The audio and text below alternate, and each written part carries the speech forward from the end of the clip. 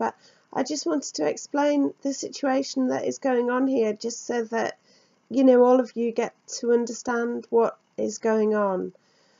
I have never had hallucinations. I've never heard voices. I was first taken into hospital following a counselling session that never worked. I will go on to talk about that later, perhaps, if I'm not so drugged up. But the thing is, it was following having a punch on Halloween that may have been drugged. And it's always said on my records recently that I first went into hospital with depression. Well, I didn't. I did have a shock that I think was drug-induced. You know, I stayed there for 3 days in Ward 8, which was then a mixed ward where everybody was being injected behind curtains. But, you know, you could, it was like a great big ward in a big hall that was freezing. And I think I said before, they're all punks that were working there at the time as well. And gothic punks and stuff, they were all the staff. So obviously that frightened me a little bit. The thing is, what I'm worried about now is that the home treatment team are cooking up a series of lies I know that will make out that I'm being hostile to them. Now, I'd just like to explain why this is. If I swear at Dr. Gary, it's a criminal offence, actually. He treats it as though it's a criminal offence, though he pretends he's a casual person. If you swear at him, that is the end of the day. You will get put away, you will get injected, you will have all your rights taken away from you, and it will be like you've committed a serious crime.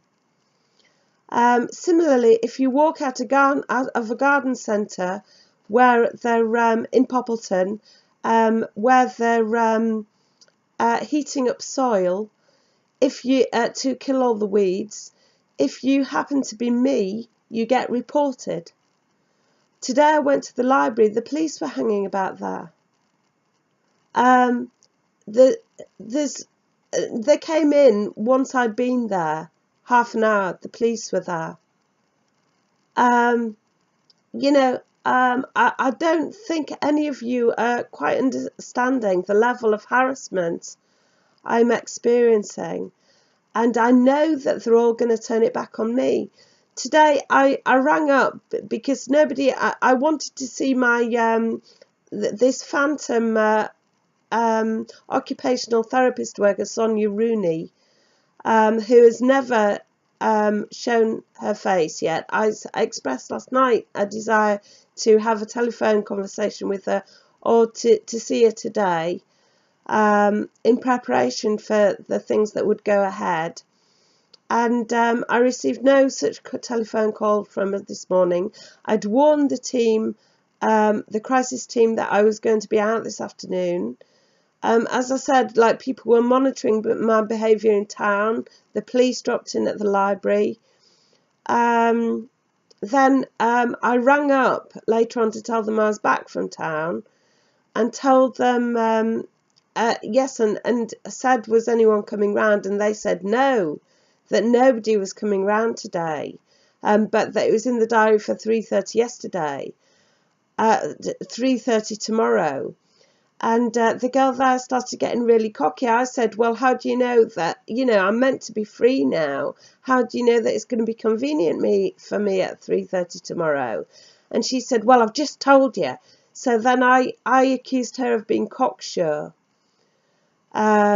because I apparently can't afford to be confident in any area of my life.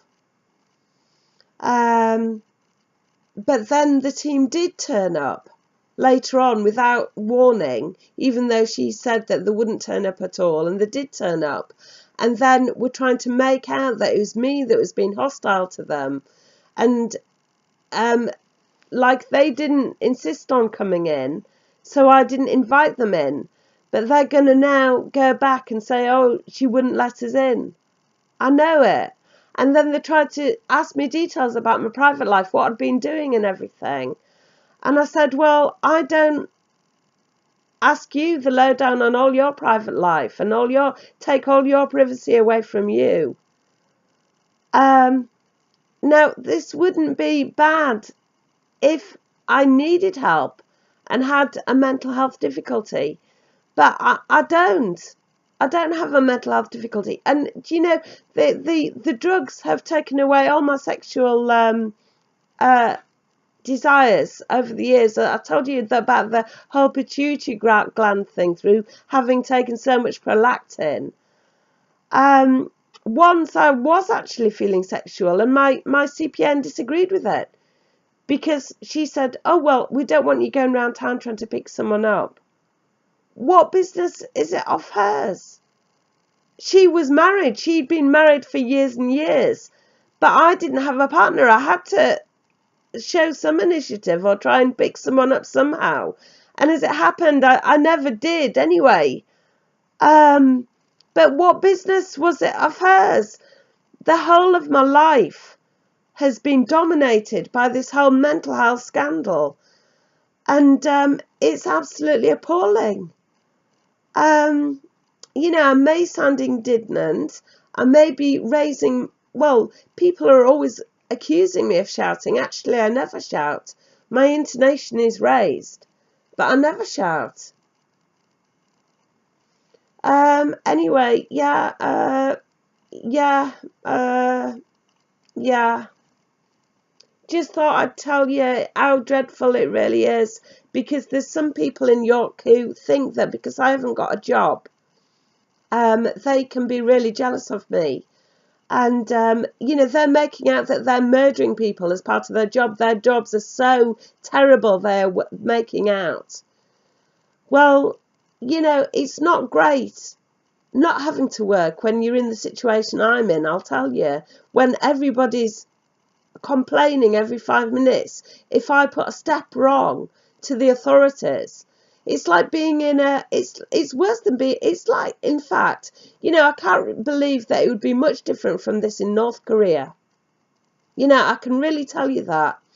And, you know, also, I've spoken to people who have got Muslim husbands and stuff recently. And they tell me that in Pakistan, there's a lot of growing and stuff going on and everything. But they say, yes, there's no freedom there for women at all. That is completely male dominated. But then they get over here thinking they've got a chance at freedom, the women, and the men are all reporting them as having mental health problems. And the police are actually siding with the Muslim and Islamic husbands who are reporting that their women have mental health problems and who aren't giving them any money or any freedom to do anything they want to do once they get here.